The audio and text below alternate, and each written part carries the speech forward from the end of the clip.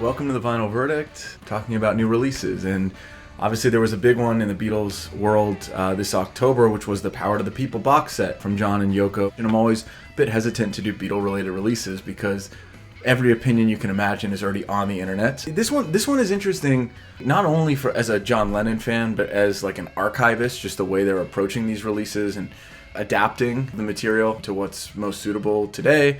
But there's a lot of really new stuff on here. So this is sort of a reimagining of John Lennon's follow-up to the Imagine album, which people usually don't know. If you ask, what was the follow-up to Imagine? Only a true diehard Beatles fan is going to know it was Sometime in New York City, which came out in June 72. And that album has kind of been lost from the discography for a number of reasons. That album already was a little bit lost when it came out because it's a combination of material that was recorded in the studio and a live show that was from years prior. Anyway, there was a lot of weird stuff that was going on in that release, and it's never really been like canonized as part of Lennon's discography. So I think of this as the Lennon camp and early Sean's attempt to canonize that period of John's life. They've done it with the one-to-one documentary that's out now, and with all the appearances that he had on different TV shows that year. But really, the studio album has never had a place. And so now, I don't know that it has a place. And as a completionist, it does bug me again that we're not getting a remix or remaster deluxe edition of Sometime in New York City. We're getting one for this other thing that never existed, which is called Power to the People, a song that was actually written like 2 years before this.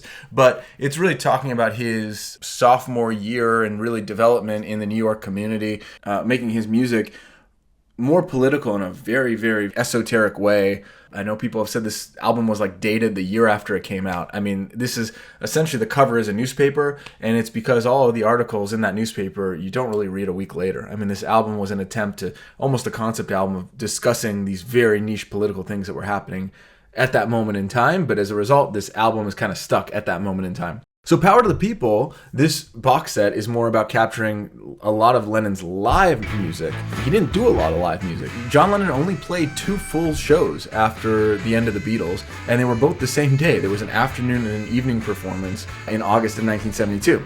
And been released in different kind of weird Frankenstein versions. Here, the main content of this, and if you just buy the single CD or 2 CDs, you're getting a composite or the full 2 shows, very much restored. So it is of historic interest just for that point. And you're getting a lot of other one-off shows that he played, partial songs here and there. He played a couple songs for the Michigan rally for Attica State. He played a couple songs on David Frost. He played a couple for, various things here and there. And so basically all those live recordings from 71, 72 are captured here. It does bug me not to have the full remastered album of Sometime in New York City. Like, controversy aside, with all the censorship and removing the one song that John Lennon actually did intend to be the single from this album and included in every compilation, you're not getting the full studio album. You're getting just a focus on the live material, which Lennon never really had. The other thing is that you're only getting the audio.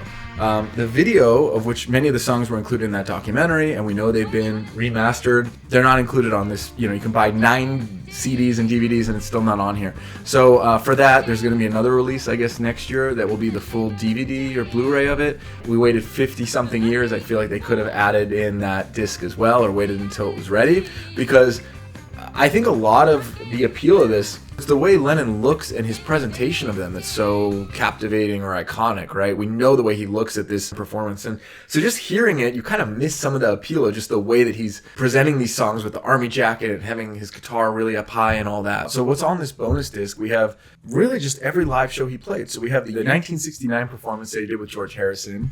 You have Zappa performances in June 71 that he did with Frank Zappa that's on here. The political song, so he's playing in Michigan, he's playing David Frost, he's playing in Harlem, he's playing on the Jerry Lewis Telethon, excluding the 74 performance with Elton John and I guess the Lou Grade. I mean, there's a couple things. This is almost a full live John Lennon box set of every song he ever played live.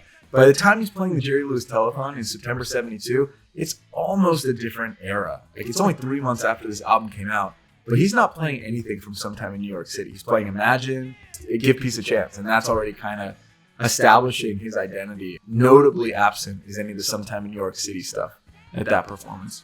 Some really neat stuff in terms of these late 71 demos. So there's a demo from December 1971, they say this tape is from, with It's Real. which was a song that was released on the John Lennon anthology, and it was dated as 79. Similarly, Gone From This Place, which was a song that had circulated along with like the Lost Lennon tapes and all of that, it's dated as October 27th, 1971. It's also been mentioned places as 1973 he worked on it. It's been said that he was always working on this between takes of Double Fantasy. Now that I go back and listen to it, it all sounds like the same guitar and singing style. I think all of this is from 71. It's changing some of the mythology of how prolific John was in 1980. Anyway, there's been a lot of discussion on the absence of one particular song from this album and not a lot of discussion of what's actually on the album. And so I do think it's worthwhile to kind of explore what some of these tracks are and how they change our perception of John Lennon's solo career. This was cool. This was really cool to hear. And I'm excited to see the live performances of it. So let me know what you think. Did you get Power to the People, or if you streamed it, what are your thoughts on this period of John and Yoko?